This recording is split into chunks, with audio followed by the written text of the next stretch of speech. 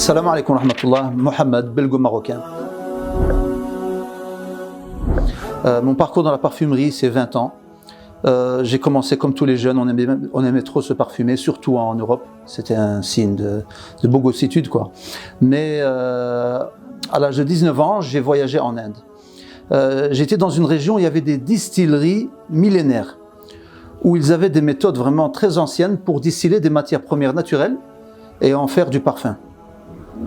Et machallah, c'était magnifique. C'est là où j'ai vraiment été frappé. Donc de plaisir de se parfumer, je suis passé à désir de vouloir fabriquer le parfum, apprendre, connaître la parfumerie. J'ai pris pas mal de choses là-bas que j'ai ramenées avec moi. Et les gens aimaient tellement, ils voulaient que je leur partage, mais moi je les vendais. Et certaines références, je ne voulais pas les vendre, je les ai gardées pendant des années. Mais j'ai continué à chercher ce genre de choses, mais en Belgique il n'y avait pas, on ne trouvait que les parfums originaux. Sauf qu'à l'âge de 21 ans, j'ai trouvé dans une petite rue qu'on ne connaissait presque pas, un herboriste, un vieil homme de confession juive, mais très aimable. Et il, à la fois d'être herboriste, il était aussi artisan parfumeur. Donc je le voyais faire du chrome d'Azzaro, du Fahrenheit, tout ce qu'on connaissait qu'ils étaient très chers, lui il pouvait les faire et comme son slogan l'indiquait, son slogan c'était les parfums de grande marque à petit prix. J'aimais bien, donc j'étais tout d'abord un consommateur, j'achetais, mais je le voyais passer derrière et faire ses dilutions. Donc je lui parlais, il me disait que c'est pas sorcier. Il y a seulement une manière de faire, il y a un savoir-faire si tu le fais comme il faut. Tu vas te retrouver vraiment à pouvoir vendre des très bons parfums.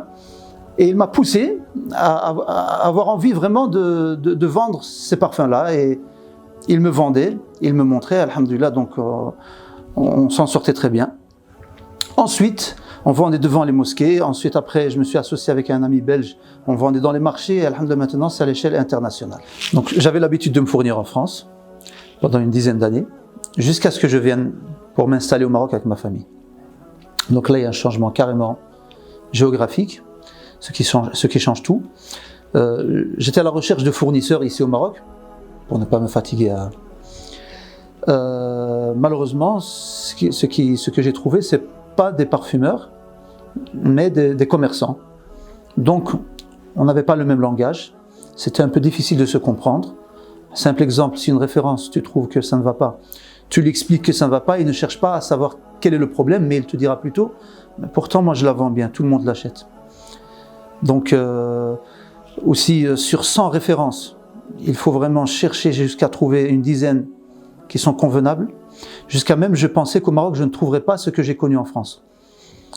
Jusqu'à ce qu'un jour je tombe sur un commentaire sur Facebook de monsieur Tamimi. Et dans son langage, je sentais vraiment le jargon du parfumeur, mais en plus de ça, un dialogue, une discussion qui prouvait qu'il avait des connaissances. Je me suis dit peut-être que lui pourra répondre à mes exigences. Donc on s'est contacté, je l'ai rencontré. Effectivement, sur une centaine de références, plutôt que de chercher ou de trouver 10 qui me plaisent, c'était 10 qui ne me plaisaient pas. Donc la majorité était très satisfaisante. Il savait ce que j'aimais. Il y avait le conseil, l'écoute.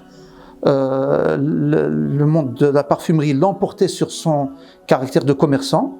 Il savait évaluer ses propres produits. Et ça m'a permis vraiment de me dire là, je peux investir. Et en plus du conseil, alhamdoulilah, et de l'écoute.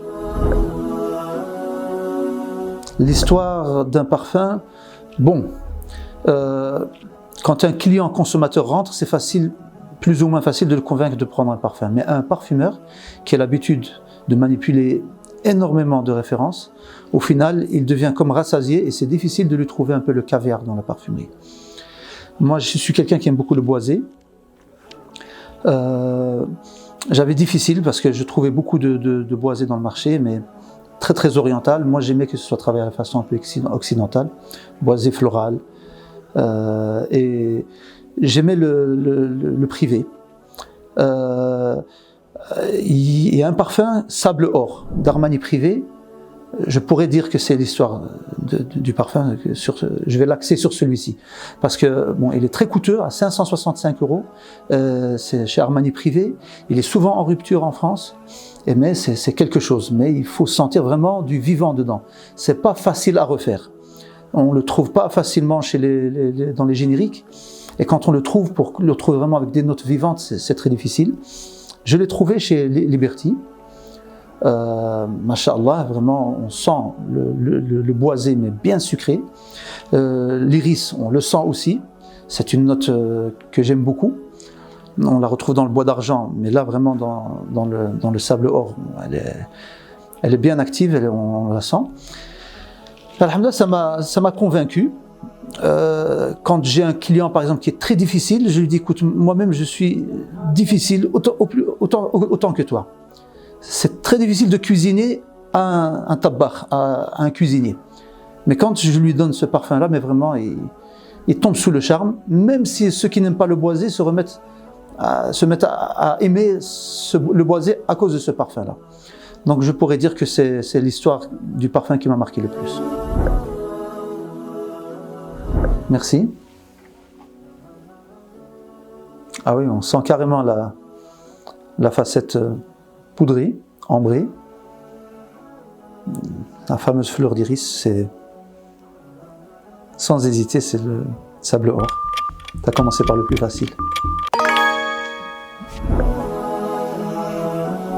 Merci.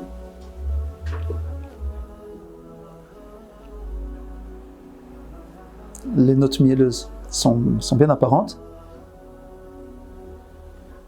Scandale. Scandale de Jean-Paul Gaultier. Ouais, c'est Scandale de Jean-Paul Gaultier. Des notes aquatiques. Un boisé un peu métallique.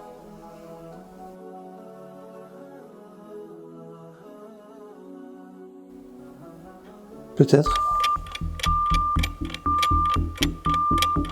Un oud blanc.